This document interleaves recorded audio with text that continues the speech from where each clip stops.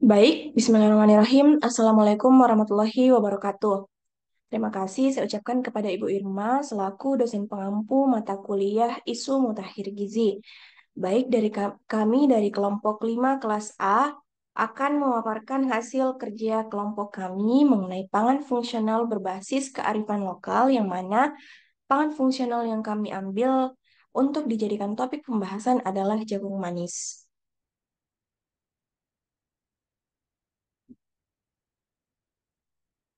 Nah, adapun anggota kelompok kami terdiri dari saya sendiri Ailisha Nurul Khotia Yumri dan beberapa rekan saya. Yang pertama Febrianti Wahyuni, Makfir Aulia, Rizky Awalia Risma, dan Ray Ditrejduma. Duma. Baik, untuk sebelum kita masuk ke pembahasan inti, sebelumnya saya akan menjelaskan mengenai pengertian pangan fungsional itu sendiri. Jadi, pangan fungsional ini merupakan paradigma baru bagi perkembangan ilmu dan teknologi pangan dengan tujuan untuk mencapai tingkat kesehatan dan kebugaran yang optimal. Nah, pangan fungsional merupakan bahan pangan yang memiliki komponen bioaktif sehingga dapat memberikan efek fisiologis multifungsi bagi tubuh. Jadi dapat disimpulkan bahwa pangan fungsional ini selain mengandung zat gizi, tentunya juga berdampak baik bagi kesehatan tubuh. Baik, mungkin itu saja dari saya. Untuk materi selanjutnya, saya persilakan kepada rekan saya, Ray. Baik, adapun jenis pangan fungsional yaitu jagung manis. Jadi salah satu jenis pangan fungsional di Indonesia adalah jagung manis yang memiliki rasa manis karena kandungan gula yang tinggi karena kandungan sukrosa saat panen.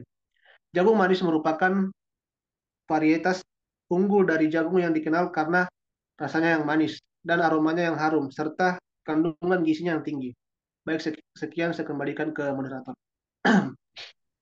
Baik, terima kasih. Selanjutnya, saya persilakan kepada rekan saya, Febrianti Wahyuni, untuk memaparkan materinya. Baik, terima kasih atas kesempatan yang diberikan kepada saya. Di sini saya akan menjelaskan bagaimana tren jagung nasional di Indonesia. Jadi pada tahun 2010 hingga tahun 2019, mohon maaf di sini ada sedikit typo, harusnya di sini 2019.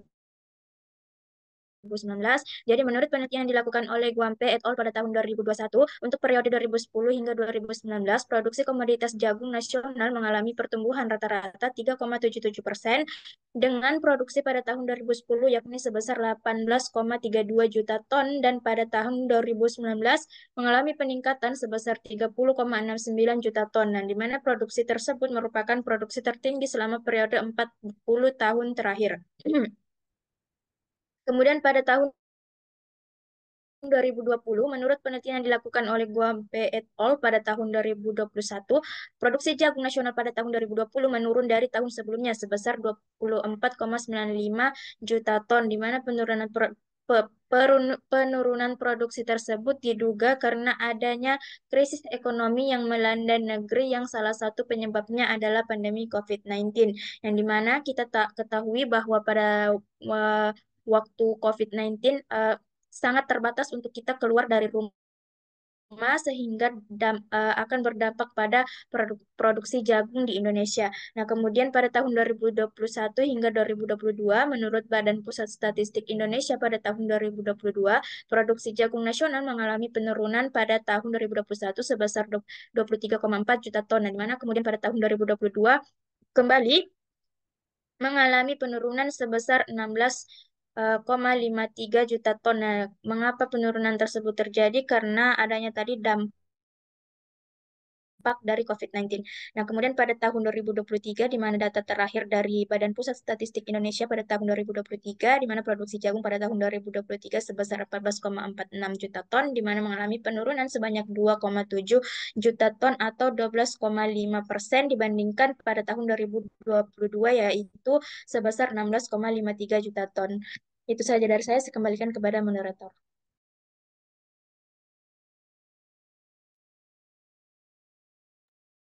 Baik, untuk pemateri selanjutnya saya persilakan kepada rekan saya, Ray. Nah, baik, kemudian adapun faktor uang yang mempengaruhi penurunan produksi jagung manis. Yang pertama itu ada faktor dari dampak COVID-19. Jadi selama COVID, jadi selama COVID kita tahu bahwa aktivitas luar rumah sangat dibatasi sehingga dapat menurunkan produktivitas jagung di Indonesia. Dan hal ini sangat juga berdampak pada ekonomi. Kemudian dampak kedua yaitu luas lahan.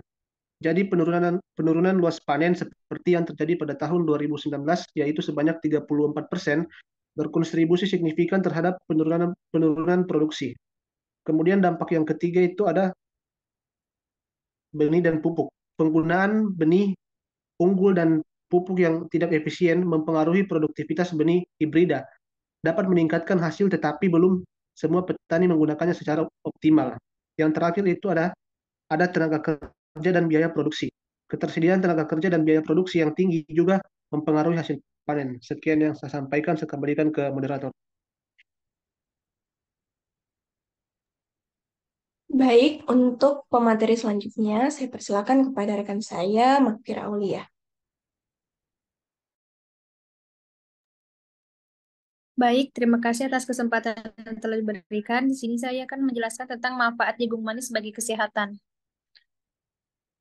Yang pertama yaitu mencegah penyakit diabetes, di mana jagung manis memiliki indeks glikemik yang rendah sehingga dapat membantu mengontrol kadar gula darah.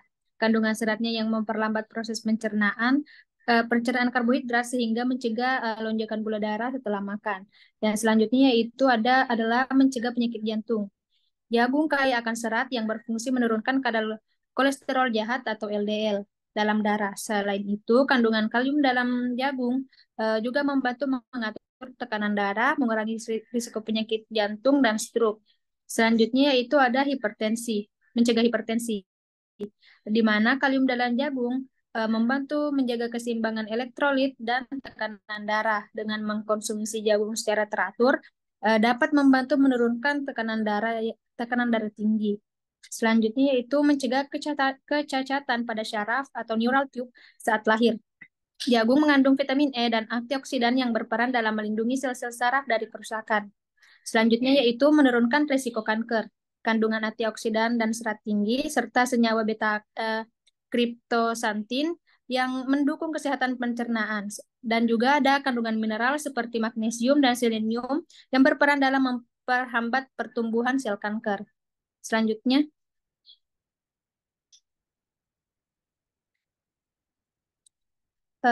manfaat selanjutnya yaitu memperlancar sistem pencernaan, di mana jagung manis mampu melancarkan pencernaan, mencegah sembelit, dan mengurangi resiko kanker usus besar dengan mendukung pertumbuhan bakteri baik di usus.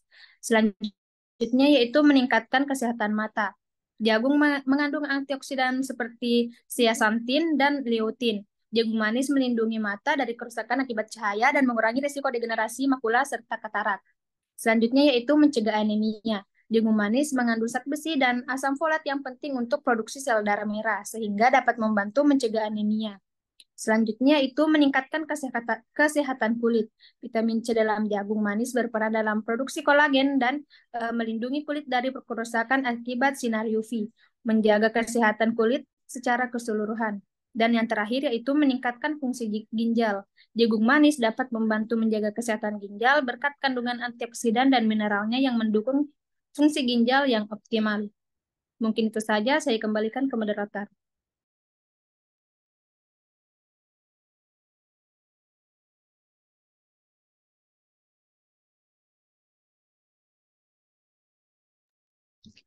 Baik, untuk materi kandungan zat gizi pada jagung manis akan disampaikan oleh saya sendiri.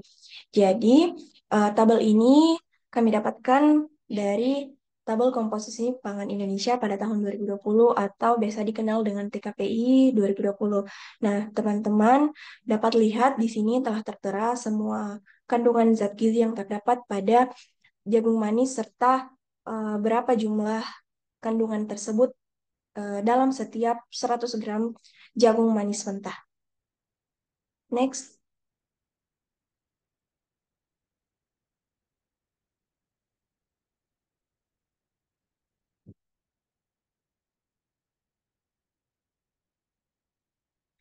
Baik, untuk materi mengenai pemasaran jagung manis akan disampaikan oleh rekan saya, Rizky Awalia Risma.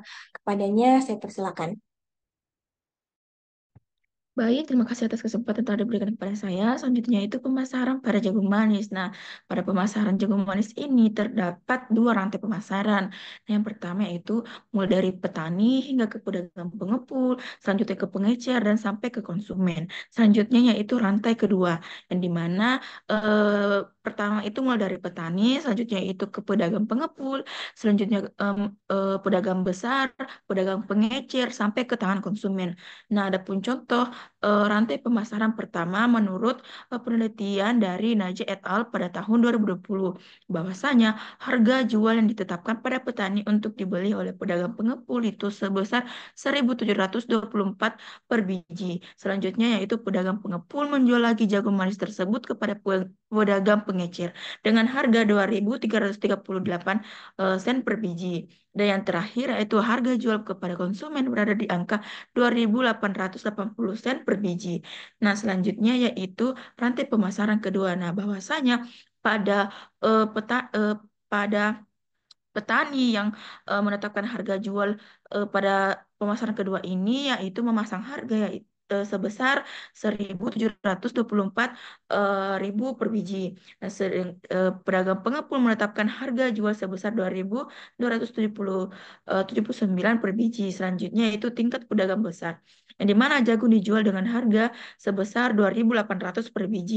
Terakhir di tingkat pengecer harga ini ditetapkan sebesar 3.200 per biji. Mungkin itu saja. Selanjutnya saya kembalikan ke moderator.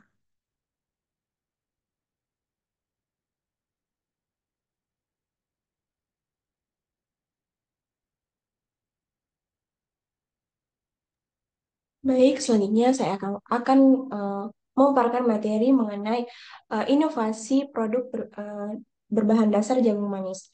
Jadi, berdasarkan penelitian yang dilakukan oleh Nur Hayati dan kawan-kawan pada tahun 2020 di Desa Labuapi, Kecamatan Labuapi, Kabupaten Lombok Barat. Nah, peneliti ini merupakan mahasiswa KKN dari Universitas Muhammadiyah Malang.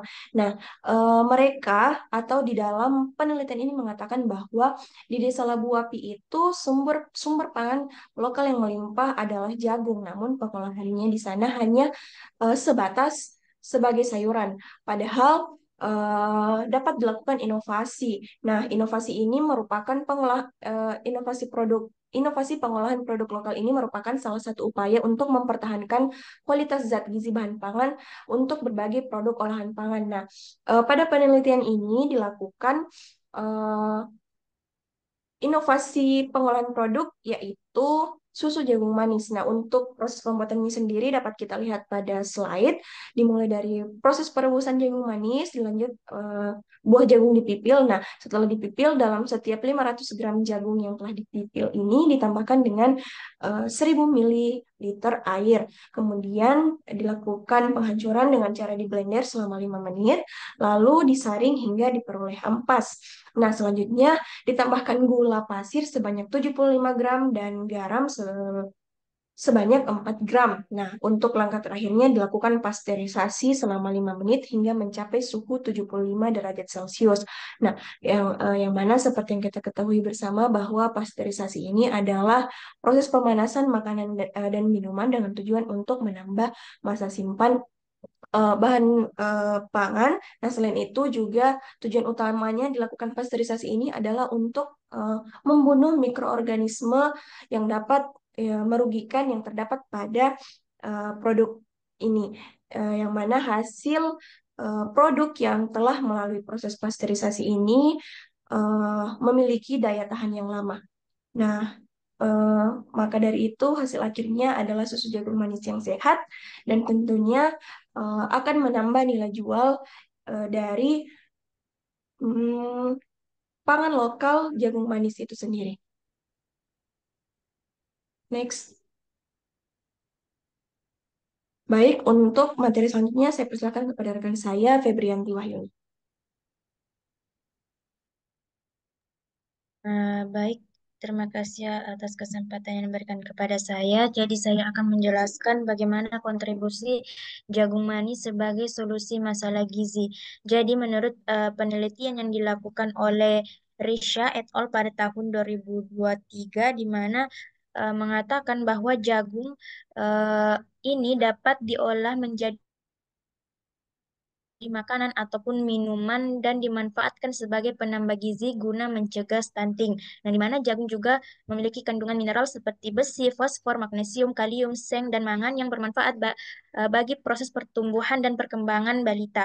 Nah, jagung juga mengandung tinggi serat yang bersifat laksatif, di mana laksatif ini merupakan suatu suatu senyawa yang dapat melancarkan pencernaan. Nah, di mana eh, jagung manis ini juga mengandung protein yang baik serta mineral yang baik untuk tumbuh kembang anak. Nah, di mana eh, sumber protein dalam 100 gram jagung manis itu mengandung 9,2 gram protein, yang di mana manfaatnya yaitu membentuk jaringan otot baru dan meningkatkan kerja sel dalam tubuh. Kemudian meningkatkan sistem kekebalan tubuh, meningkatkan pelepasan insulin serta vitamin A dan beta karoten yang berperan dalam menunjang fungsi penglihatan.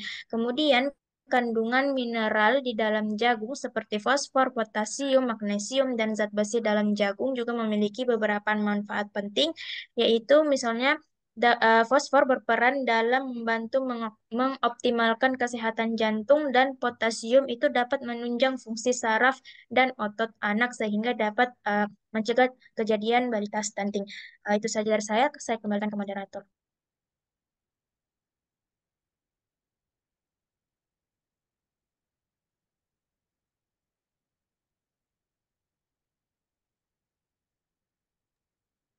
Baik, itulah tadi pemaparan materi dari rekan-rekan kelompok saya. Dan terakhir, saya akan membacakan kesimpulan. Yang pertama, pangan fungsional adalah jenis makanan yang tidak hanya memberikan zat gizi dasar, tetapi juga memiliki manfaat kesehatan tambahan. Kemudian, salah satu jenis pangan fungsional di Indonesia adalah jagung manis, yang memiliki rasa manis karena kandungan gula yang tinggi, terutama sukrosa saat dipanen. Kemudian yang ketiga, jagung ini bermanfaat sebagai sumber energi yang dapat meningkatkan pencernaan, menjaga kesehatan jantung, serta bermanfaat dalam pencegahan kejadian balita stunting. Kemudian, jagung juga memiliki kontribusi dalam pencegahan stunting karena pemanfaatan jagung dalam makanan pendamping ASI yang dapat membantu mencegah stunting pada anak-anak dengan memberikan zat gizi yang diperlukan untuk pertumbuhan dan perkembangan yang optimal.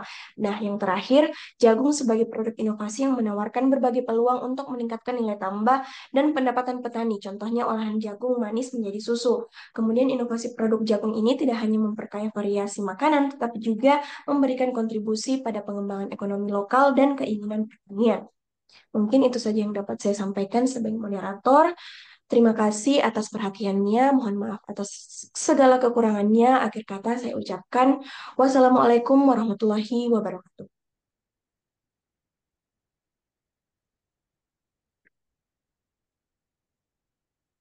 Kenapa mau akhiri? Oh enggak sih.